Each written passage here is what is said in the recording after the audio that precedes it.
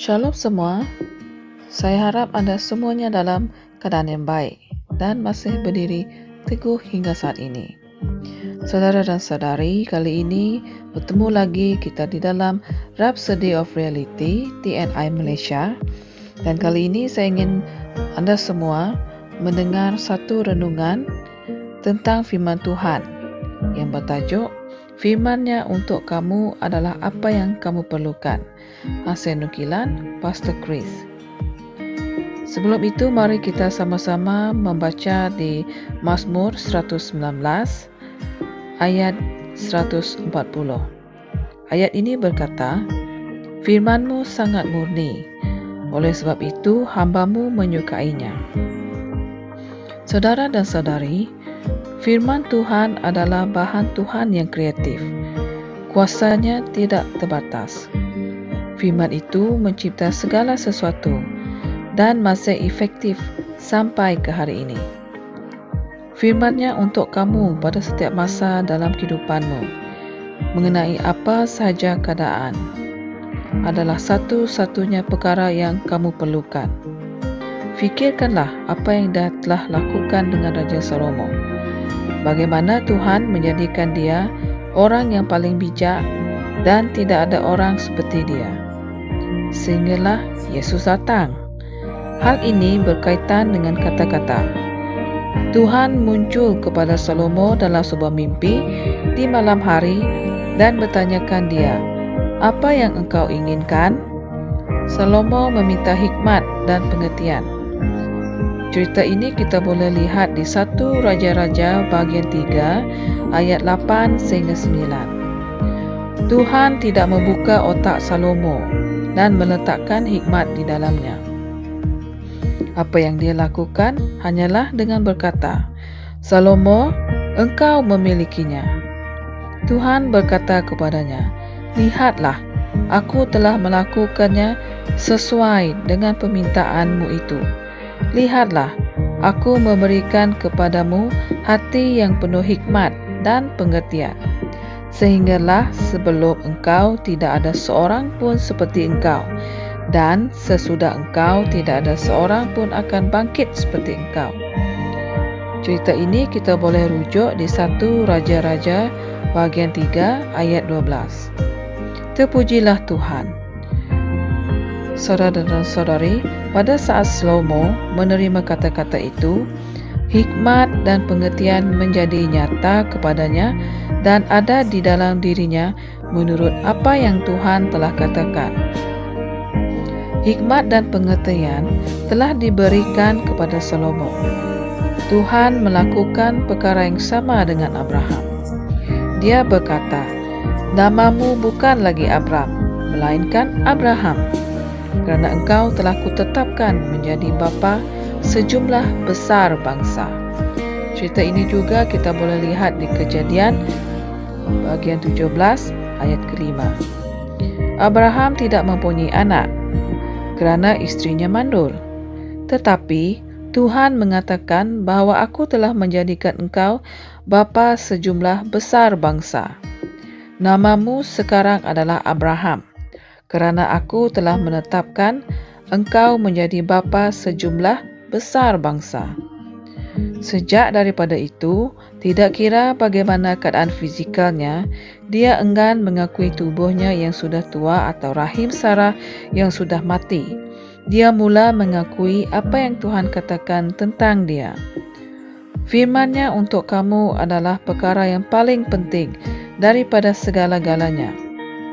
Itulah kemenangan kamu.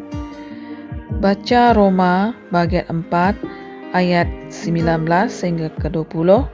Ia mengatakan, dengan tidak menjadi lemah dalam iman, dia tidak mempedulikan tubuhnya sendiri yang hampir mati, kerana umurnya telah kira-kira 100 tahun, dan bahawa rahim Sarah telah mati.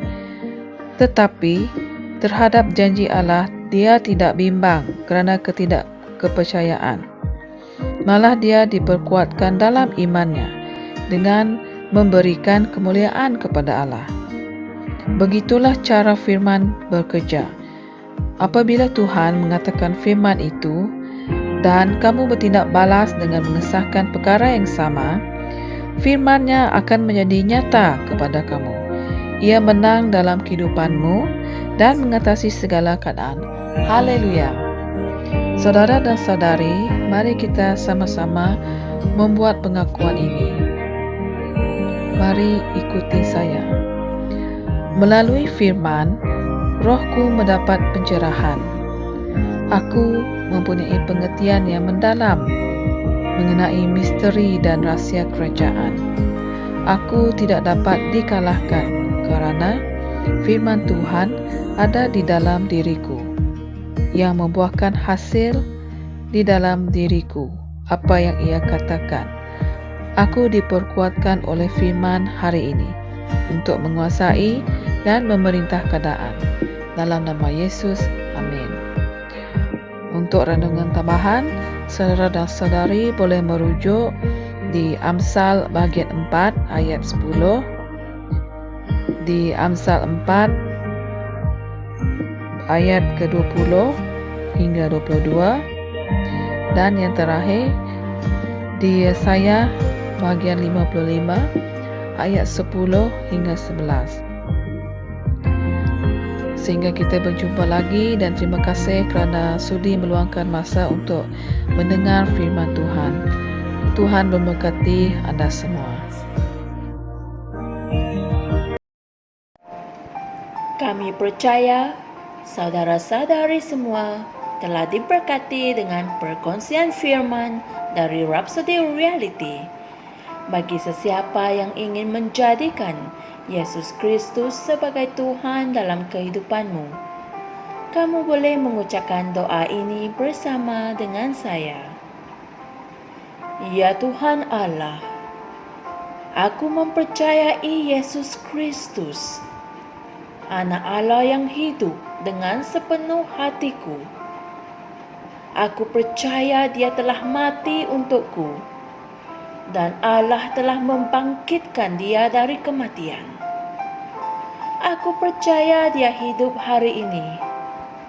Aku mengaku dengan mulutku bahawa Yesus Kristus adalah Tuhan dalam hidupku mulai dari hari ini.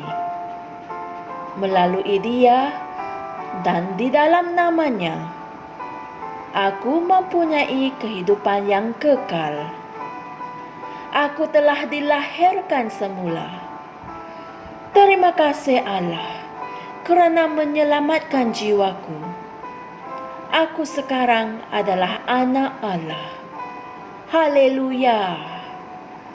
Tahniah, sekarang kamu telah menjadi anak Allah. Untuk apa-apa sebarang pertanyaan atau untuk mendapatkan lebih banyak maklumat mengenai bagaimana untuk bertumbuh sebagai seorang Kristian, anda semua boleh hantar mesej di akaun Facebook kami atau email kami di tni.msia@gmail.com. Sekali lagi, tni.msia@gmail.com. Tuhan berkati anda semua.